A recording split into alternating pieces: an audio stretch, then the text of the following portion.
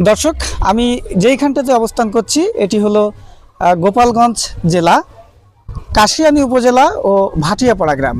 দর্শক, এই যে স্থানটাতে অবস্থান করছি এটি একটি গুরুত্বপূর্ণ স্থান। এটি 1971 সালের মহান মুক্তিযোদ্ধার সময় সম্মুখ সমারোহ বলা হয়। অর্থাৎ আপনারা জেনেছেন যে 1971 সালে গণকবর, এই গণকবর এইখানেই দেওয়া হয়েছে।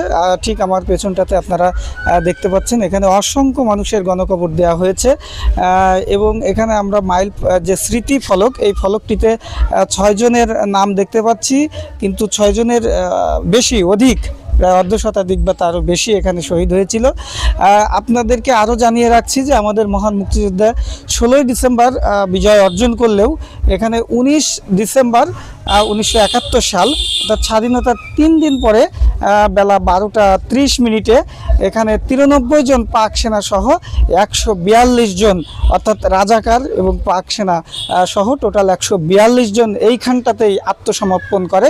এবং এটি একটি আমাদের ইতিহাসের সাক্ষী, এটি একটি বিরল ঘটনা, এটি একটি ঐতিহাসিক স্থান।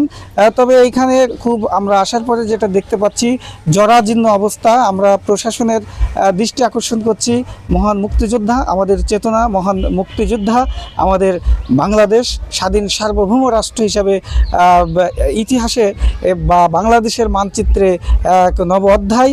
এই অধ্যায়কে বাঁচিয়ে রাখার জন্য, এই প্রজন্মকে মুক্তিযোদ্ধার সঠিক ইতিহাস চর্চার জন্য হলেও এই স্থানটাকে আরও সৌন্দর্যমণ্ডিত, আরও ব্যাপক আকারে এখানকার চর্চা করার প্রয়োজন। এখানে প্রয়োজনে পাঠ্যপুস্তকে এই স্থানটির ইতিহাসকেও তুলে ধরার জন্য স্থানীয়রা আমাদের কাছে দাবি জানিয়েছেন এবং প্রশাসনকে আমরা সেই দৃষ্টি আকর্ষণ করার জন্য অনুরোধ জানাচ্ছি। সবাইকে ধন্যবাদ।